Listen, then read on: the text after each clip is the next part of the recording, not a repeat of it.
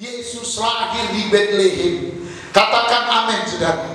Dia lahir sederhana di kandang domba. Kenapa katanya dia diberi nama Yesus? Karena untuk menyelamatkan saya dan saudara dari semua dosa-dosa. Dengar baik, dengar baik, dan sekali lagi dengar baik. Semua dosamu, semua pelanggaranmu, seluruh kejahatanmu diampuni oleh Tuhan Yesus ketika dia lahir di Bethlehem dan dia mati di kayu salib. Katakan amin.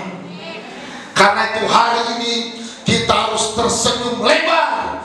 Yesus lahir, kita rayakan kehebatannya. Mari kita beri tepuk tangan yang meriah. Katakan amin.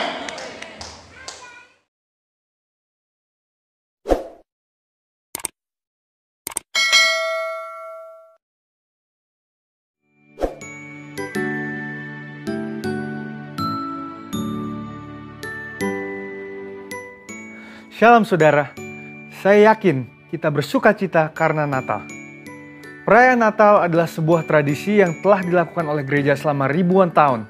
Dari permulaan abad ke-5 Masehi, umat Kristiani memperingati kelahiran Yesus Kristus, Tuhan dan Juru Selamat manusia yang datang dan lahir ke dalam dunia, yang pada umumnya dirayakan pada tanggal 25 Desember. Kata Natal berasal dari bahasa Latin natalis, yang artinya lahir atau kelahiran, yang menunjuk pada hari kelahiran Yesus. Sementara kata Christmas atau Natal dalam bahasa Inggris berasal dari bahasa Inggris kuno Christus Messe atau Christ's Mass yang artinya penderitaan Kristus. Ini adalah pandangan yang menjelaskan bahwa Kristus memulai penderitaannya saat dia datang dan lahir sebagai manusia. Semua karena begitu besar kasihnya bagi umat manusia sehingga dia meninggalkan segala kemuliaan yang dia miliki dan lahir di palungan yang hina. Semua karena kasihnya bagi kita. Natal adalah suatu masa di mana kita ingat lagi akan kasih Tuhan itu. Kasih yang secara luar biasa dipertunjukkan kepada seluruh umat manusia. Pada saat itu dikatakan sejumlah besar bala tentara sorga memuji-muji Allah dengan nyanyian kemuliaan bagi Allah di tempat yang maha tinggi dan damai sejahtera di bumi di antara manusia yang berkenan kepadanya. Sungguh, sebuah sambutan yang layak bagi raja di atas segala raja. Namun ternyata di samping sukacita dan damai sejahtera yang menyertai perayaan kelahiran Tuhan Yesus, ada juga kelompok tertentu yang dengan sinis mengatakan bahwa Natal itu adalah perayaan non-Kristen, yaitu festival Romawi yang bernama Natalis Solis Invicti, atau Hari Kelahiran Matahari yang tak terkalahkan. Ini acara yang diprakarsai oleh Kaisar Romawi yaitu Aurelius pada tahun 274 Masehi. Namun faktanya tidak demikian. Justru ditemukan banyak catatan bapak-bapak gereja tentang perayaan Natal sebelum lahirnya festival matahari. Maka bisa dikatakan bahwa perayaan Natal pada 25 Desember bukanlah upaya kristenisasi dari festival matahari, malah mungkin sebaliknya, bahwa festival matahari adalah upaya romanisasi hari Natal. Kemudian bagaimana dengan tanggal di mana kita harus merayakan Natal? Walaupun 25 Desember paling banyak digunakan oleh gereja-gereja untuk merayakan Natal, gereja-gereja timur seperti Ortodoks, Syria, dan Yunani menetapkan tanggal 6 Januari sebagai hari Natal. Sekalipun ada perbedaan, pada umumnya perayaan Natal dilakukan antara awal bulan Desember hingga Januari. Gereja kita mengambil posisi bahwa perayaan Natal secara esensial tidak keliru. Pandangan yang mengatakan bahwa perayaan Natal adalah hal yang tidak boleh dilakukan karena tidak ada perintah yang tertulis di dalam Alkitab adalah pendapat yang tidak tepat. Jangan sampai kita memaksakan penafsiran yang ayatiah atau literal sehingga apabila tidak ada ayat pendukungnya, maka dianggap keliru dan tidak boleh dilakukan. Padahal secara esensial justru Alkitabiah. Merayakan, menceritakan, mengingat, dan mewartakan kehidupan Yesus dimulai dari kelahirannya hingga kenaikannya justru adalah hal yang harus dilakukan oleh gereja dalam memuridkan jemaat dan memberitakan Injil Kristus. Perayaan Natal oleh gereja justru selalu menjadi momen yang baik untuk menyegarkan jiwa dan iman umat Tuhan, dan momen untuk menceritakan kasih Tuhan yang luar biasa kepada dunia, bahwa Bapa mengutus anaknya, Kristus Yesus, datang ke dunia menjadi sama dengan manusia untuk menebus manusia dari dosa-dosa mereka. Perayaan Natal artinya memuliakan Allah, Gloria Dei, memberitakan firman Allah, Verbum Dei, dan melaksanakan misi Allah, Missio Dei. Demikian juga mengenai tanggal perayaan Natal, gereja kita tidak memandang perayaan Natal mutlak harus diadakan pada tanggal 25 Desember, selama esensi dari perayaan tersebut adalah untuk memperingati kelahiran dari Tuhan Yesus.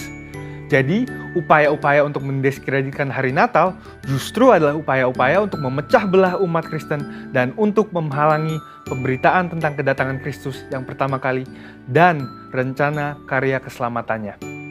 Natal sendiri sekarang sudah menjadi satu season yang dirayakan oleh banyak orang, baik orang percaya maupun tidak percaya.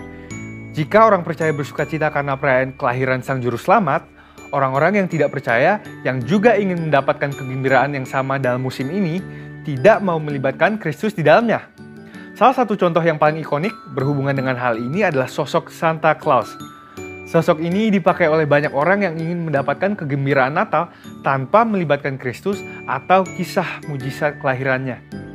Dan meskipun tidak ada yang salah dengan membagikan hadiah pada saat Natal untuk orang-orang yang kita kasihi, meskipun tidak ada yang salah dengan menyalakan lilin untuk merayakan hari Natal, dan meskipun tidak ada yang salah dengan memasang pohon Natal sebagai dekorasi atau ornamen Natal, yang penting untuk dimengerti adalah bahwa tidak ada sosok, ornamen, atau tradisi yang boleh menggantikan arti dan tujuan sesungguhnya dari hari Natal, yaitu untuk memperingati hari kelahiran Tuhan dan Juru Selamat kita, Yesus Kristus, yang merupakan hadiah terbesar bagi kita semua.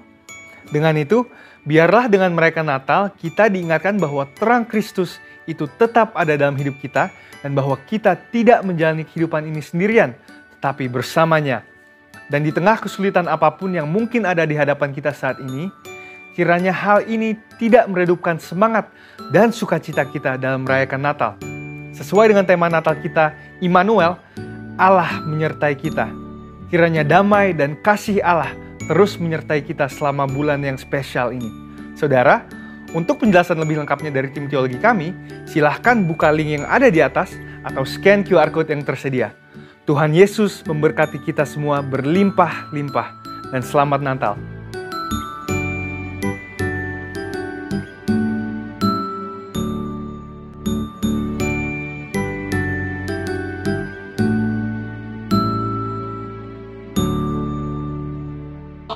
Bapa, di dalam nama Tuhan Yesus Kristus, pagi ini kami mau makan minum dari firman-Mu. Firman-Mu itu benar-benar makanan buat kami. Urapilah hamba-Mu dan kami semuanya ya Tuhan. Biarlah firman ini menjadi berkat bagi banyak orang. Dalam nama Yesus kami telah berdoa, haleluya. Semua kita sama-sama katakan amin. Amin. Kita buka Matius pasal 1 ayat 18 sampai ayat 25. Kita beri tema esensi atau tujuan dari Natal, tujuan dari kelahiran Yesus. Bagian yang kedua, kelahiran Yesus Kristus, ayat 18. Kelahiran Yesus Kristus adalah seperti berikut. Pada waktu Maria ibunya bertunangan dengan Yusuf, ternyata Maria mengandung dari Roh Kudus sebelum mereka hidup sebagai suami istri sama-sama. Karena Yusuf suaminya yang orang yang tulus hati, tidak mau mencemarkan nama baik, jadi buka ia bermaksud menceraikannya dengan diam-diam. Tetapi ketika ia mempertimbangkan maksud itu, malaikat Tuhan nampak kepadanya dalam mimpi dan berkata, Yusuf anak Daud, janganlah engkau takut mengambil Maria sebagai istrimu, sebab anak yang di dalam kandungannya adalah dari Roh Kudus sama-sama. Engkau menamakan dia, karena dialah yang akan menyelamatkan umatnya dari dosa mereka. Hal itu terjadi supaya genaplah yang difirmankan Tuhan oleh Nabi. Sesungguhnya anak darah itu akan mengandung dan melahirkan seorang anak laki-laki, dan mereka menamakan dia Immanuel, yang berarti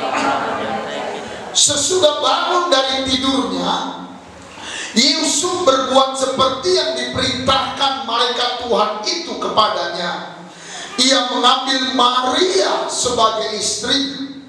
Dan tidak bersetubuh dengan dia sampai ia melahirkan anaknya laki-laki, dan Yusuf menamakan dia Yesus. Bapak Ibu, saudara-saudari yang saya hormati, yang saya kasih di dalam Yesus Kristus, dari firman Tuhan yang sangat-sangat terkenal dan yang sangat-sangat luar biasa ini, Alkitab kita menjelaskan ada dua tujuan besar kelahiran Yesus Kristus.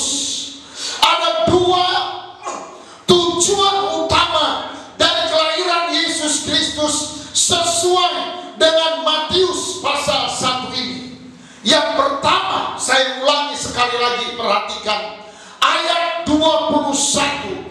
Tujuan kelahiran Yesus ke bumi adalah untuk membebaskan saya, untuk membebaskan kita, membebaskan keluarga kita, mengampuni seluruh manusia dari segala dosa-dosa yang mengikat manusia. Jadi tujuan pertama adalah supaya Yesus datang, dia lahir di Bethlehem, dia tumbuh besar. Tujuannya untuk mengampuni kita, menyelamatkan kita dari dosa. Katakan amin. Yang artinya, saudara, kelahiran Yesus tujuannya adalah untuk melepaskan kita dari maut, dari api neraka.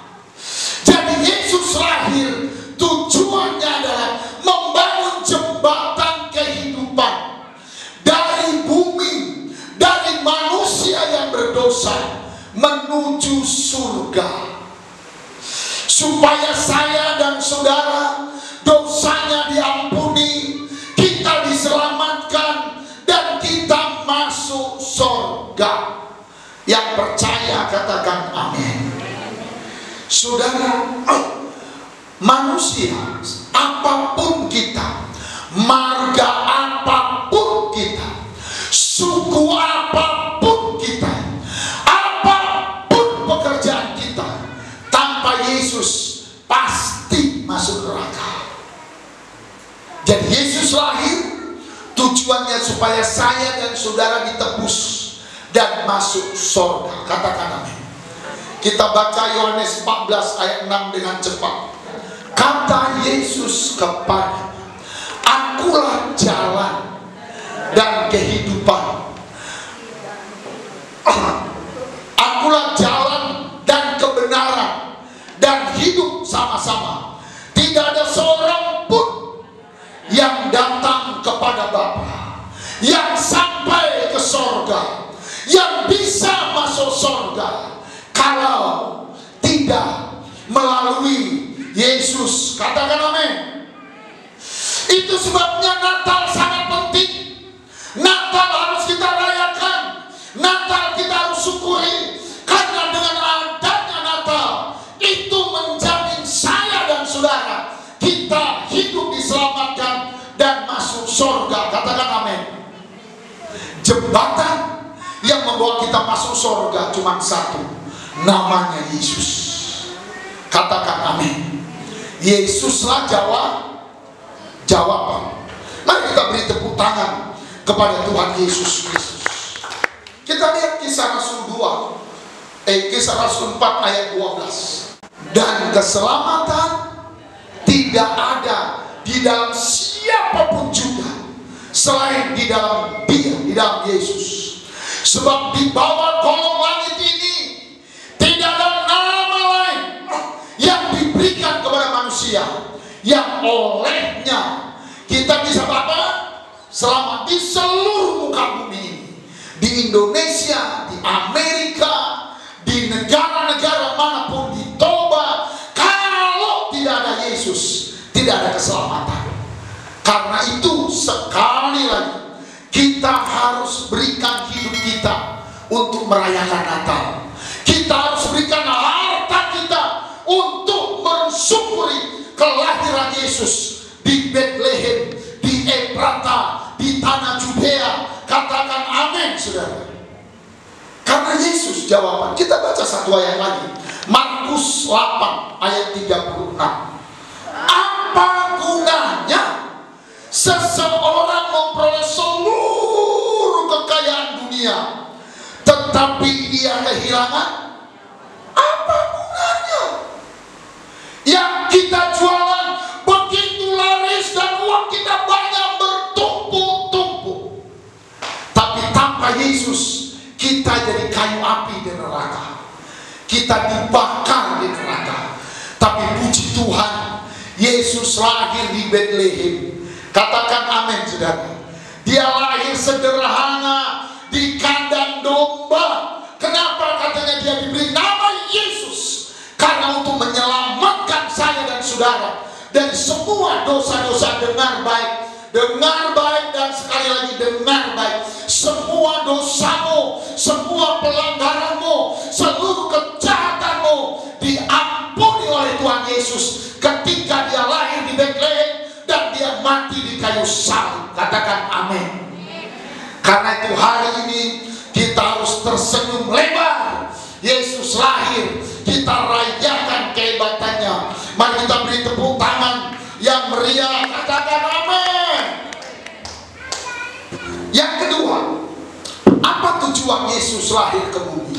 Yaitu tujuan Yesus, tujuan Natal, tujuan dia lahir ke bumi. Yang kedua adalah Allah mau berimmanuel bersama kita.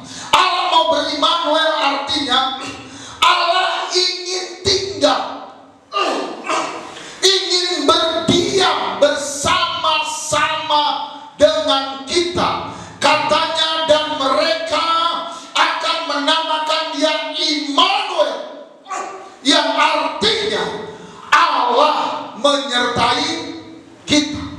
Tujuannya adalah Allah ingin tinggal di rumah kita. Dia ingin tinggal di hati kita. Dia ingin tinggal di jualan kita, di pekerjaan kita, di usaha kita. Dia ingin menolong kita dari stres, melepaskan kita dari kesusahan. Dia ingin menghibur kita. Dia ingin memulihkan kita agar kita hidup kembali berhasil, berbuah-buah, agar kita hidup kembali semangat di dalam Tuhan. Katakan amin. Dia mau tinggal bersama-sama dengan kita setiap saat, setiap hari, 24 jam sehari. Dia mau 7 hari dalam seminggu ada bersama-sama dengan kita. Dia mau tinggal bersama kita waktu kita senang, waktu kita susah, waktu kita ditipu orang, waktu kita ditokoi orang. Dia mau berimmanuel. Katakan amin, saudara. Dia mau tinggal bersama kita. Mazmur 108 ayat 14 berkata, maka kalau Tuhan tinggal bersama-sama dengan kita, maka Tuhan, ayat 14 akan membantu kita melakukan perkara-perkara yang besar, melakukan hal-hal yang ajaib. Apakah perkara-perkara yang besar itu? Hari ini kita dengan cepat belajar 3. Kalau nggak sempat 1. Yang pertama, saudara, tujuan Allah berimmanuel adalah supaya hidup kita bahagia. Siapa mau hidup bahagia? Kenapa orang pergi mabuk? Karena dia nggak bahagia. Kenapa orang main judi? Dia nggak bahagia. Kenapa orang terjebak di pornografi? Karena dia nggak bahagia. Saudara, Yesus pertama datang, kita ditebus masuk surga. Itu yang paling penting. Amin, saudara. Kalau sempat kaya, haleluya, nggak sempat masuk surga. Sempat pinter, haleluya, nggak sempat masuk surga. Itu yang paling penting. Yang kedua, supaya kita bahagia. Saudara yang dikasih Tuhan, kalau kita mau berbahagia, cuma 2 alasan yang paling hakiki membuat orang bahagia? Yang pertama, dia percaya dan sadar bahwa dosa-dosanya sudah diampuni. Amin. Kita lihat Roma 4 ayat 7 dan 8. Berbahagialah orang yang diampuni pelanggaran dan yang diapai ditutupi segala dosa-dosanya. Bapak Ibu, dosaku besar, banyak tak terhitung. Mungkin dosa Bapak Ibu pun besar, banyak tidak terhitung. Tapi dengar baik, dengan Yesus lahir di Bethlehem, dosaku, dosamu sudah diampuni. Bisa bilang amin? Orang yang sadar dosanya diampuni, dia berbahagia. Ayat 8 kita baca, berbahagialah manusia yang kesalahannya tidak diperhitungkan kepadanya. Bisa bilang amin? Kenapa? Karena dosa kita tidak diperhitungkan. Kalau kita bisa merenungkan itu dan percaya betapa bahagianya kita, katakan amin. Yang kedua, orang berbahagia adalah, kita nggak usah baca ayatnya di Korintus, kalau dia sadar dia pasti masuk surga. Jadi setiap hari bangun tidur, terima kasih Tuhan, aku masuk surga. Terima kasih Tuhan. Bukan karena kita pandai, enggak. Cobalah ngaca sekali-sekali. Aduh, pas kita bilang gak cocok kok masuk surga, gak cocok. Ya kan? Tapi orang seperti kita ini masuk surga. Amin. Gigi gak rata, jerawat kayak bintang. Orang masuk surga. Haleluya. Dia bisa sebelah aku masuk surga. Kenapa ada orang stres? Karena dia nggak yakin dia masuk surga. Pak, Bu, yang membuat kita masuk surga bukan karena uang kita, bukan karena kita kaya. Kita masuk surga karena Yesus sudah lahir di Bethlehem, karena anugerahnya yang besar untukku dan untukmu. Katakan amin. Yang kedua, tujuan Yesus ber-Immanuel adalah supaya kita jadi orang Kristen yang tahan banting. Sama-sama bilang tahan banting. Tahan banting. Enggak. Suaranya pelan kali. 2, 3 ya. Tahan banting. Kurang kuat. 2, 3 ya. Tahan banting. Jadi tujuan kedua dari Immanuel, kita tahan banting. Caranya Yesus menemani kita setiap hari. Pikul salib. Sekali lagi apa? Pikul salib. Kita lihat Lukas 9 ayat 23. Kata Yesus kepada mereka semua, setiap orang yang mau mengikut aku, pertama apa katanya? Ia harus mau menyangkal dirinya. Yang kedua, ia harus mau memikul salibnya. Kapan? Setiap hari. Dan yang ketiga, dia harus mau mengikut aku, harus rajin beribadah, rajin berdoa pagi, rajin memberi persembahan, rajin memberi persepuluhan kepada Tuhan, memberi ucapan syukur. Yesus ber-Immanuel, dia membantu kita, dia mengajak kita setiap hari mau pikul salib. Katakan amin. Bapak Ibu harus mau pikul salib. Berapa kali kita pikul salib? Sebulan sekali? Sebulan sekali gitu? Setiap hari. Kenapa? Nah, kita belajar kenapa. Jadi saudara, setelah kita masuk surga, ada banyak godaan, ada banyak tantangan.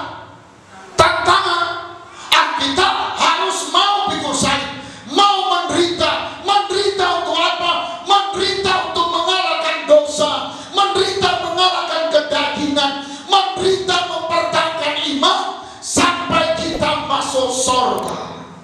Katakan amin. Tiap hari. Mari kita baca pelan. kita kuat. 2 Timotius 3 ayat 12 dan ayat 10. Memang setiap orang yang mau hidup bertuhan, mau hidup beribadah di dalam Kristus Yesus, apa katanya? Akan menderita. Iya. Jadi bukan dibuat-buat. Itu nggak ada itu kan kalau di negara non Kristen, bukan. Memang firman Tuhannya begitu. Bisa bilang amin. Kita diejek lah sama keluarga, dibilang petakosta, ya kan? Dibilang sok suci lah. Kalau di pekerjaan pun gitu. Jadi kenapa kita harus Allah berimanuel? Karena hidup di dunia ini bersama Tuhan itu menderita. Kalau nggak bersama Tuhan enak. Ada Tuhan dong, mabuk, ya kan?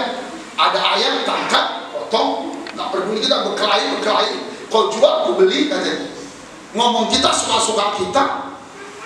Udah ada pacaran lagi, selingkuh, marhalet lagi. Namanya aku tertarik kan? Tapi udah ada pacaran, kan tertarik. Yang paling jaga jangan mudah bilang supaya banyak pilihan katanya. Nanti kalau mau kawin kita ada pilihan.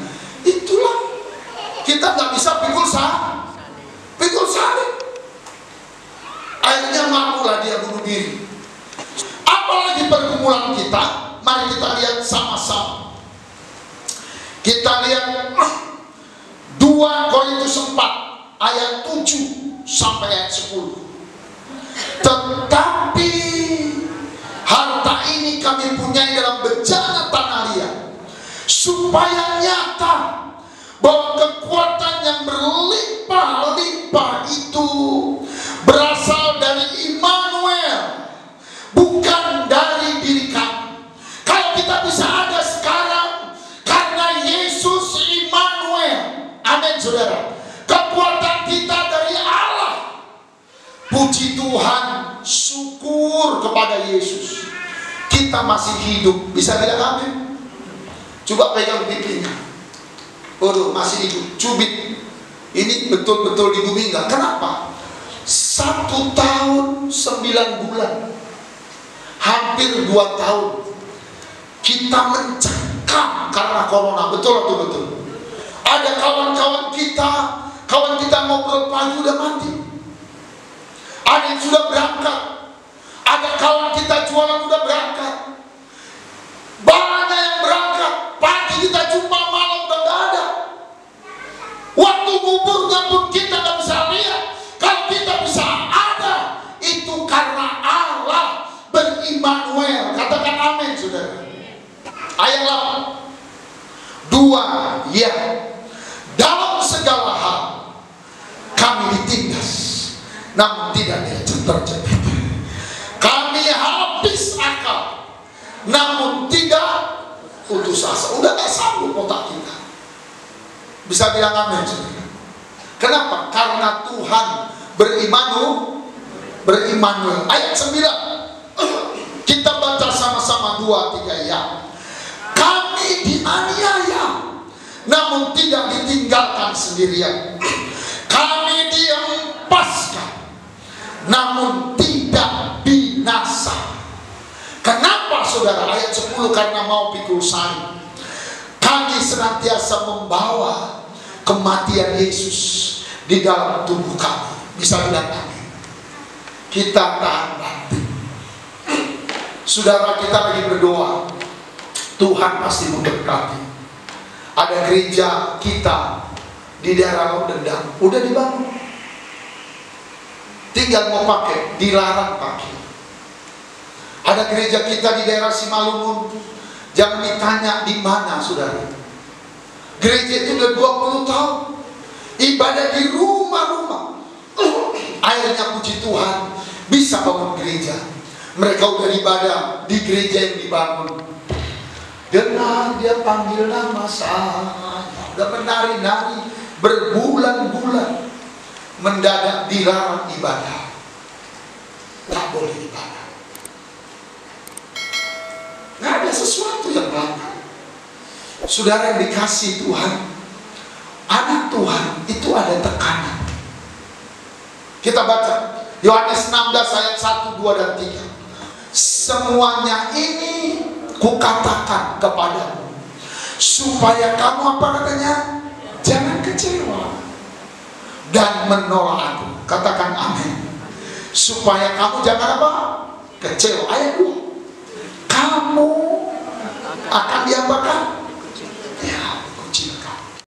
Bahkan akan datang saatnya bahwa setiap orang yang membunuh kamu akan menyangka bahwa ia berbuat bakti bagi Allah.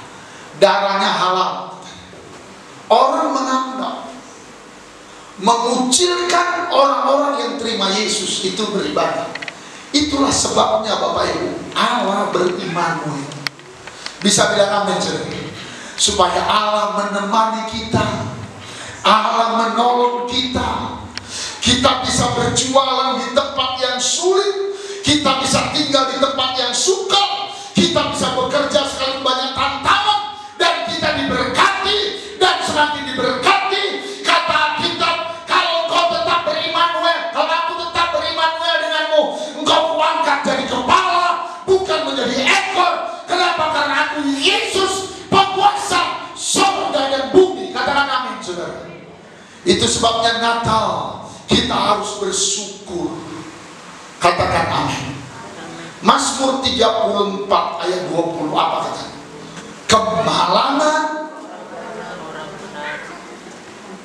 Kemalangan orang benar tidak ada. Gitu bunyinya. Apa katanya kemalangan orang benar? Banyak. Tetapi Tuhan pasti melepaskan dia dari semuanya itu. Kenapa kita dilepaskan? Karena namanya Immanuel. Allah menyertai kita. Bisa bilang amin. Waktu bangsa Israel kan keluar dari Mesir menuju tanah Kanan, ada laut kosong yang besar, ada laut Teberau yang hebat yang tidak bisa diseberangi. Di belakang mereka ada tentara Mesir yang bengis dengan pedang-pedangnya.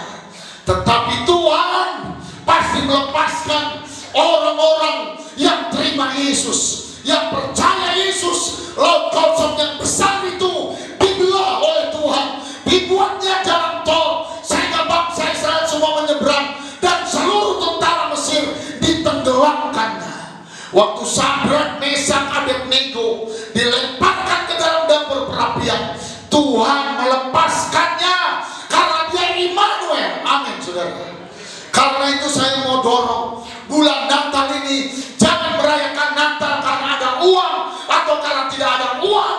Rayakanlah Natal karena Yesus sudah lahir. Amin, saudara. Kata Alkitab, bersukacitalah karena Tuhan, bergembiralah karena Tuhan. Kata Mazmur, maka Tuhan akan mengabulkan seluruh doa-doa. Tuhan menolong kita. Poin ketiga, kita lanjutkan berikut. Mari kita berdiri sama-sama. Kita katakan, curahkanlah kuasa-Mu Tuhan. Terimalah Yesus. Rasakan Natal. Rayakan Natal. Semua bangkit, buatlah sesuatu di hari Natal. Bapa, di dalam nama Yesus, terima kasih Tuhan. Engkau baik, Engkau luar biasa, Engkau hebat, Engkau ajaib bagi kami. Tuhan, terima kasih ada Natal. Yesus datang ke Bethlehem, di Efrata, di tanah Judea, ya Tuhan. Kau lahir di kandang yang hina, di kandang yang sangat bau dan miskin, ya Tuhan. Tuhan, Kau datang untuk mengampuni semua dosa-dosa kami. Ampunilah dosa kami. Tuhan, Kau telah menebus.